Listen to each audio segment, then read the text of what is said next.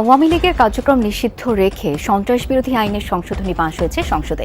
দর্শক, আওয়ামী লীগকে নিষিদ্ধ করায় সংসদ এলাকা আওয়ামী লীগ কর্মীরা আজকে দখল করে সংসদ অধিবেশনের মধ্যে আক্রমণ করে আজকে।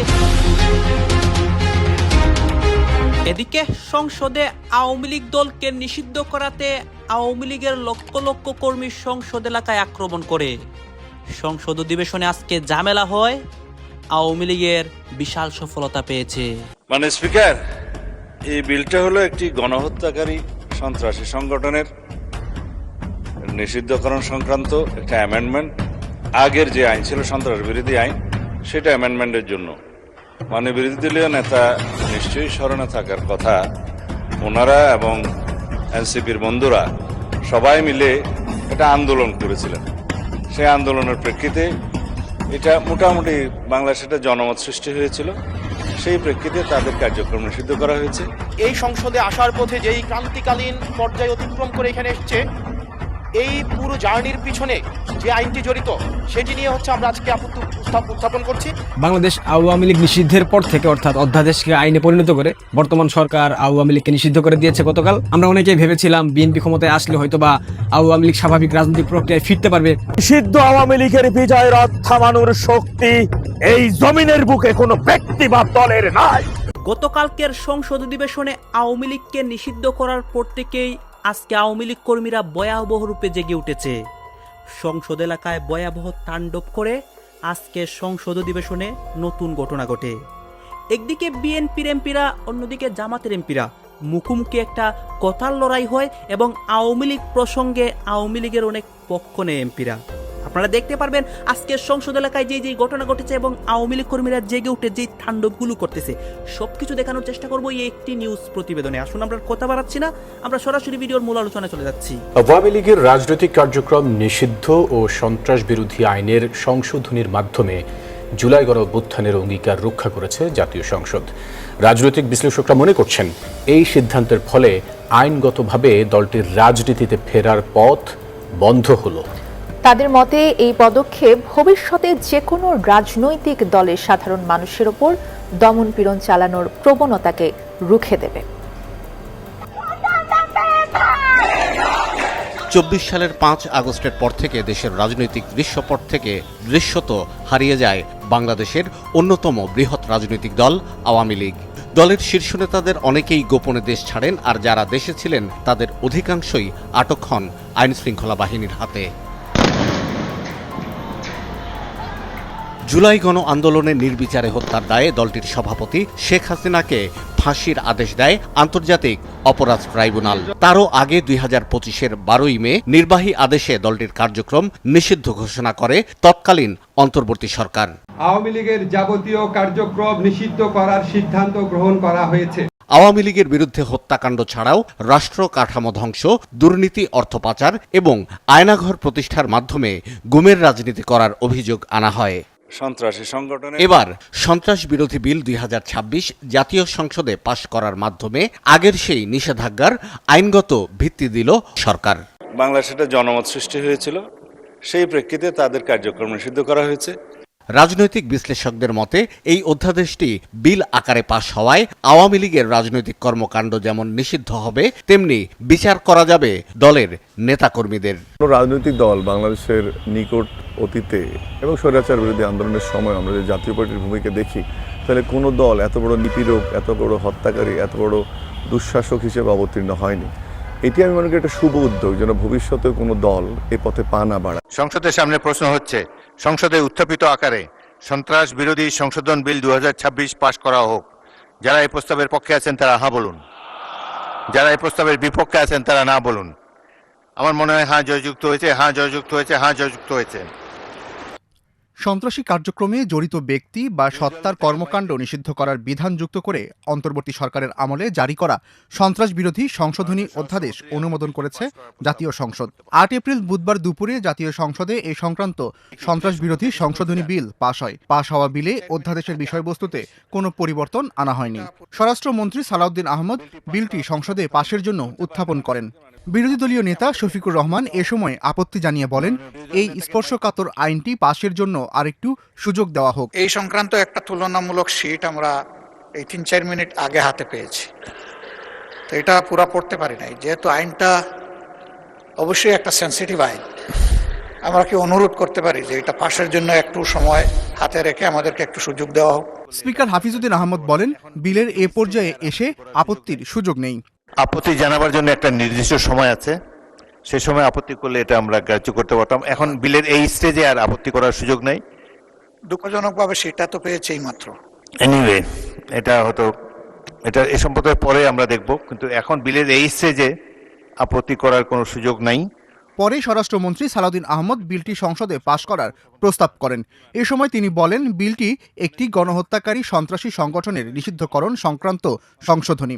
জামায়াত ও এনসিপির আন্দোলনের প্রেক্ষিতে তাদের কার্যক্রম নিষিদ্ধ করা হয়েছে সন্ত্রাস বিরোধী আইনে।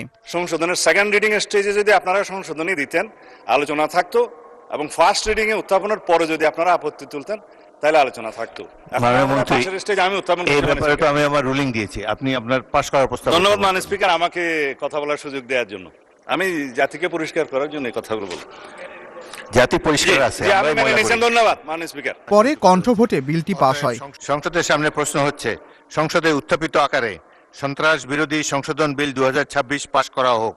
যারা এই প্রস্তাবের পক্ষে আছেন তারা হ্যাঁ বলুন, যারা এই প্রস্তাবের বিপক্ষে আছেন তারা না বলুন। আমার মনে হয় হ্যাঁ জয়যুক্ত হয়েছে, হ্যাঁ জয়যুক্ত হয়েছে, হ্যাঁ জয়যুক্ত হয়েছে। বিলে বলা হয়েছে, কোনো ব্যক্তি বা সত্তা সন্ত্রাসী কাজের সঙ্গে জড়িত থাকলে সরকার প্রজ্ঞাপন দিয়ে সত্তাকে নিষিদ্ধ ঘোষণা ও তফসিলে অন্তর্ভুক্ত করতে পারবে বা সত্তার যাবতীয় কার্যক্রম নিষিদ্ধ ঘোষণা করতে পারবে। বিলে বলা হয়েছে, উক্ত সত্তা কর্তৃক উহার পক্ষে বা সমর্থনে যে কোনো প্রেস বিবৃতির প্রকাশনা বা মুদ্রণ কিংবা গণমাধ্যম, অনলাইন, সামাজিক যোগাযোগ মাধ্যম বা অন্য যে কোনো মাধ্যমে যে কোনো ধরনের প্রচারণা অথবা মিছিল, সভা সমাবেশ বা সংবাদ সম্মেলন আয়োজন বা জনসম্মুখে বক্তৃতা প্রদান নিষিদ্ধ করবে। অন্তর্বর্তী সরকারের আমলে অধ্যাদেশের মাধ্যমে সন্ত্রাস বিরোধী আইনে সংশোধনী এনে আন্তর্জাতিক অপরাধ ট্রাইব্যুনালে বাংলাদেশ আওয়ামী লীগ ও তাদের নেতাদের বিচার কার্য সম্পন্ন না হওয়া পর্যন্ত দলটির যাবতীয় কার্যক্রম নিষিদ্ধ করার সিদ্ধান্ত নিয়েছিল। এর আগে সন্ত্রাস বিরোধী আইনে কোনো সত্তার কার্যক্রম নিষিদ্ধের বিধান ছিল না। তখন বলা ছিল, কোনো ব্যক্তি বা সত্তা সন্ত্রাসী কাজের সঙ্গে জড়িত থাকলে সরকার প্রজ্ঞাপন দিয়ে ওই ব্যক্তিকে তফসিলে তালিকাভুক্ত করতে পারবে বা সত্তাকে নিষিদ্ধ ঘোষণা করতে পারবে। তবে অধ্যাদেশের মাধ্যমে সংশোধনী এনে সত্তার যাবতীয় কার্যক্রম নিষিদ্ধের বিধান যুক্ত করা হলো। এটিকে আইনের রূপ দিতেই বুধবার জাতীয় সংসদে বিলটি পাশ হয়। এই ভিডিও সম্পূর্ণ বাংলাদেশ আওয়ামী লীগের যারা তৃণমূলের নেতা কর্মী সমর্থক গোষ্ঠী আছেন তাদের জন্য, তাদের উদ্দেশ্যে এই ভিডিও বার্তা দেওয়া।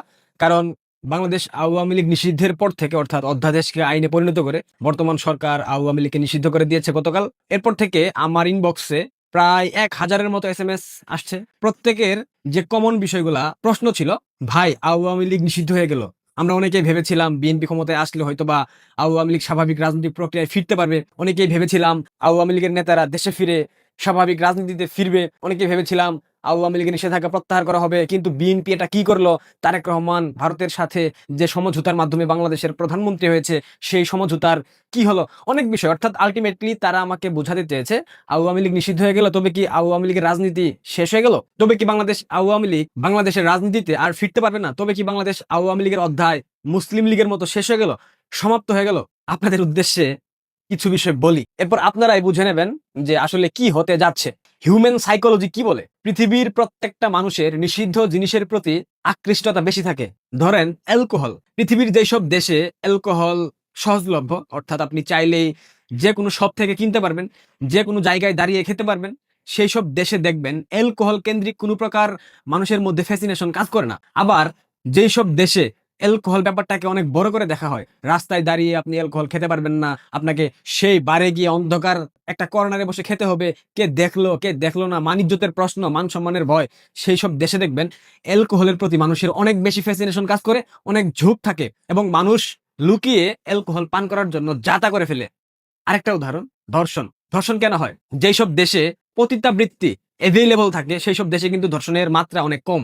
আর যেই সব দেশে পতিতাবৃত্তি অ্যাভেলেবল থাকে না, অর্থাৎ একটা ছেলে তার যে কাম বাসনা সেটা মেটানোর জন্য যখন প্রয়োজনীয় জায়গা খুঁজে পায় না, তখন কিন্তু সে ধর্ষণের দিকে ধাবিত হয়। এটা হিউম্যান সাইকোলজি, এটা আমার কথা না, এটা সাহিত্যিকরাই বলে গেছেন। অর্থাৎ নিষিদ্ধ জিনিসের প্রতি পৃথিবীর প্রত্যেকটা মানুষের আকৃষ্টতা বেশি কাজ করে, এটা হিউম্যান সাইকোলজি। এখানে অন্য কোনো ব্যাখ্যা দিয়ে আসলে লাভ নাই। আমি কথাগুলো কেন বললাম? বাংলাদেশ আওয়ামী লীগ এই মুহূর্তে বাংলাদেশে নিষিদ্ধ, একটা সংগঠন 1971-এর 25 মার্চ ইয়াহিয়া আওয়ামী লীগকে নিষিদ্ধ করেছিল, বিনিময়ে বাংলাদেশ স্বাধীন হয়েছে। এই বঙ্গে স্বাধীনতা এসেছে, স্বাধীনতার সূর্য উদিত হয়েছে, মানচিত্র পেয়েছি আমরা, পতাকা পেয়েছি আমরা, জাতীয় সঙ্গীত পেয়েছি আমরা, ভূখণ্ড পেয়েছি আমরা। কার হাত ধরে হয়েছে? জাতির পিতা বঙ্গবন্ধু শেখ মুজিবুর রহমান। স্বাধীনতার পর 75-এর 15 আগস্ট তাকে হত্যার মধ্য দিয়ে বাংলাদেশের স্বাধীনতার সূর্য অস্তমিত হয়েছিল এবং বাংলাদেশের মানুষ ভেবে নিয়েছিল বাংলাদেশ আওয়ামী লীগ হয়তোবা আর মাথা উঁচু করে দাঁড়াতে পারবে না। স্বাধীনতার অনেক বছর পর, 75-এর অনেক বছর পর আওয়ামী লীগ ক্ষমতায় এসেছে, যুদ্ধ অপরাধীদের বিচার করেছে, বঙ্গবন্ধুর হত্যাকারীদের বিচার করেছে তো একথা তো অস্বীকার করতে পারবেন না। ইয়াহিয়ার ধারাবাহিকতায় ইউনূস অধ্যাদেশ জারি করে আওয়ামী লীগের কার্যক্রম নিষিদ্ধ করলো, নিবন্ধন সেটাও স্থগিত করে রাখা হলো। একই ধারাবাহিকতায় ডক্টর ইউনূসের যে সরকার, সেই সরকারের সংস্করিত ভার্সন তারেক রহমানের সরকার 8 এপ্রিল 2026 সালে এসে সেই অধ্যাদেশকে আইনে রূপ দিয়ে বাংলাদেশ আওয়ামী লীগকে নিষিদ্ধ করলো। তাতে কি হয়েছে? 71-এর নিষিদ্ধের পর বাংলাদেশ স্বাধীন হয়েছিল। 2026 সালে যে আওয়ামী লীগ নিষিদ্ধ হলো, এই নিষিদ্ধের পর বাংলাদেশে বাকশাল কায়েম হবে। আমার এই কথা আপনার অনেকে হেসে উড়িয়ে দেবেন। সংবিধান সংস্কার, জুলাই সনদ ও জ্বালানি সংকট সহ নানা ইস্যুতে যখন সরকার ও বিরোধী দলের মধ্যে চলছে তীব্র বাকবিতণ্ডা, ঠিক তখনই বিস্ফোরক মন্তব্য করে আলোচনায় এসেছেন সংসদ সদস্য ও এনসিপির দক্ষিণাঞ্চলের মুখ্য সংগঠক হাসনাত আব্দুল্লাহ। সামাজিক মাধ্যমের এক পোস্টে তিনি লিখেছেন, চুপ থাকুন, না হলে সমস্যায় পড়বেন। তবে কোন প্রেক্ষাপটে কাকে ইঙ্গিত করে হাসনাতের এই বার্তা, বিস্তারিত জানাচ্ছেন ফারিন রহমান প্রীতি। দেশের বর্তমান রাজনৈতিক প্রেক্ষাপটে যখন মত প্রকাশ এবং রাষ্ট্রীয় প্রতিষ্ঠানের স্বাধীনতা নিয়ে নতুন করে আলোচনা জোরালো হচ্ছে, ঠিক সেই সময় বিচার বিভাগকে ঘিরে একটি সিদ্ধান্ত আবারও বিতর্কের কেন্দ্রে উঠে এসেছে। বিভিন্ন ইস্যুতে সামাজিক ও রাজনৈতিক উত্তাপের মধ্যেই এবার প্রশ্ন উঠেছে, বিচার বিভাগের ভেতরের মত প্রকাশের পরিসর কতটা স্বাধীন, আর সেই স্বাধীনতা আদৌ কতটা নিরাপদ। ঘটনার সূত্রপাত হয় যখন বিচার বিভাগের স্বাধীনতা নিয়ে সামাজিক যোগাযোগ মাধ্যমে মতামত দেওয়ায় অধস্তন আদালতের 28 বিচারককে আইন মন্ত্রণালয় শোকজ নোটিশ দেয়। গত 1 এপ্রিল আইন ও বিচার বিভাগ থেকে পাঠানো ওই নোটিশে বিচারকদের আগামী 7 কার্যদিবসের মধ্যে লিখিত ব্যাখ্যা দিতে বলা হয়েছে। তবে সরকারের এই পদক্ষেপের সমালোচনা করে এটিকে বিচারকদের উপর চাপ প্রয়োগের প্রচেষ্টা হিসেবে দেখছেন কুমিল্লা 4 আসনের সংসদ সদস্য ও এনসিপির দক্ষিণাঞ্চলের মুখ্য সংগঠক হাসনাত আব্দুল্লাহ। 8 এপ্রিল নিজের ভেরিফাইড ফেসবুক আইডিতে দেওয়া এক পোস্টে তিনি বলেন, বিচারকদের নিজের অভ্যন্তরীণ পরিসরে মতামত প্রকাশের জায়গাটিও যদি নিরাপদ না থাকে, তাহলে বিচার বিভাগের স্বাধীনতা কোথায় দাঁড়িয়ে আছে। হাসনাত আব্দুল্লাহ আরো বলেন, একটি অভ্যন্তরীণ গ্রুপে দেওয়া মতামতের ভিত্তিতে বিচারকদের বিরুদ্ধে ব্যবস্থা নেওয়া অত্যন্ত উদ্বেগজনক। স্ক্রিনশট সংগ্রহ করে এভাবে শোকজ করা স্পষ্টভাবে একটি বার্তা দেয়, চুপ থাকুন, না হলে সমস্যায় পড়বেন। তার মতে এ ধরনের পদক্ষেপ বিচারকদের মধ্যে ভয়ের পরিবেশ তৈরি করে এবং স্বাধীনভাবে মত প্রকাশের সুযোগকে সংকুচিত করে। এনসিপির এই নেতার দাবি, 5 আগস্টের পর একটি সময় বিচারকরা কিছুটা স্বাধীনভাবে ভাবতে ও লিখতে পারলেও সাম্প্রতিক এই ঘটনার ফলে সেই পরিবেশ আবারও ভয়ের মধ্যে ঢুকে যাচ্ছে। এ বিষয়ে তিনি আরো বলেন, এটি কোনো ব্যক্তিগত ইস্যু নয়, বরং একটি প্রাতিষ্ঠানিক প্রশ্ন। নিষিদ্ধ আওয়ামী লীগের বিজয় রথ থামানোর শক্তি এই জমিনের বুকে কোনো ব্যক্তি বা দলের নাই। বাংলাদেশ জন্মের 20 বছর আগে বাঙালির অধিকার আন্দোলনের মাধ্যমে একটি রাজনৈতিক দলের জন্ম হয় এবং সেই রাজনৈতিক দলের নেতৃত্বে সেই রাজনৈতিক দলের দুর্বার আন্দোলনের মাধ্যমে বাংলাদেশ নামক একটি রাষ্ট্রের জন্ম হয়। ওই ইয়া খান এবং ভুট্টোরা আওয়ামী লীগকে নিষিদ্ধ করেছিল, তার বিনিময়ে 9 মাসের রক্তক্ষয়ী যুদ্ধের মাধ্যমে তাদের 93,000 সৈন্য নাকে খত দিয়ে শাহজাহান এবং উন্নত মানের সমরাস্ত্র ফলাই রেখা পালাই যাইতে বাধ্য করেছিল। আর তো বিএনপি, আর তো কমর ছাড়া তারেক। সময় বলে দিবে। আওয়ামী লীগ বিএনপিকে বিশ্বাস করেছিল, যে বিশ্বাসের প্রতিদান তারা যেভাবে দিয়েছে, বাংলার জমিনেও একদিন তাদের চরমভাবে এর খেসারত দিতে হবে। এর মূল্য কোথায় গিয়ে দাঁড়াবে, কোথায় গিয়ে শেষ হবে, সেটি জনগণই সময় মতো নির্ধারণ করে দিবে। আওয়ামী লীগকে নিষিদ্ধ মানে দেশের 52% মানুষকে দূরে ঠেলে দিয়া তারা দেশের উন্নয়নের কথা লিখবে। থাইকো বীর বিক্রম স্পিকার সাহেব, শিলং সালাউদ্দিন সাহেব, তারেক রহমান গঙ্গনা, থাইকো দেখো, এর পরিণাম গোনার জন্য প্রস্তুত থাকো, এর পরিণতি ভোগ করার জন্য তোমরা রেডি থাইকো।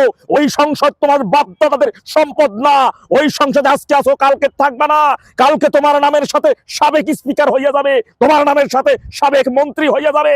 আর বর্তমানে যে সাবেক আমাদের স্পিকারকে যেভাবে নির্যাতন করে কারাগারে ভরে রাখা হয়েছে, তুমি স্পিকার এমন করো ব্যক্তি নজ আইনের ঊর্ধ্বে। তোমার এই নোংরামির জন্য তুমি বাংলাদেশের জন্মদাতা আওয়ামী লীগের নিষিদ্ধর পরিণতি কতটা ভয়াবহ হবে এই দেশের 52% জনগণ সেটা ঠিক করে রেখেছে। শুধু এখন কার্যকর করার পালা। দেখো আওয়ামী লীগ 9 মাস রক্তক্ষয়ী যুদ্ধের মাধ্যমে গেরিলা। দর্শক আপনারা তো দেখলেন এখানে কি কথা হচ্ছে, অনেকে কিন্তু অনেক কথা বলতেছে, অনেকে আলোচনা করতেছে, অনেকে সমালোচনা করতেছে। বিশেষ করে এখানে দেখতে পাচ্ছি আমরা সংসদে যে আওয়ামী লীগের বিষয়ে একটা প্রজ্ঞাপন জারি হয়েছে, এই বিষয় নিয়ে কথা হচ্ছে। এই বিষয়গুলো দেখে এবং দেশের রাজনীতির প্রেক্ষাপটগুলো নিয়ে আপনার মন্তব্য কি? আপনার গুরুত্বপূর্ণ মন্তব্য অবশ্যই আপনারা আমাদের কমেন্ট বক্সে লিখে যাবেন। সর্বশেষ আপনাদের কাছে আমাদের রিকোয়েস্ট থাকবে, আপনারা আমাদের চ্যানেলে নতুন দর্শক হয়ে থাকলে চ্যানেলটি সাবস্ক্রাইব করবেন এবং পাশে থাকা বেল বাটনটি বাজাবেন, যাতে করে নেক্সট ভিডিওটা সবার আগে আপনাদের কাছে পৌঁছে যায়। ধন্যবাদ।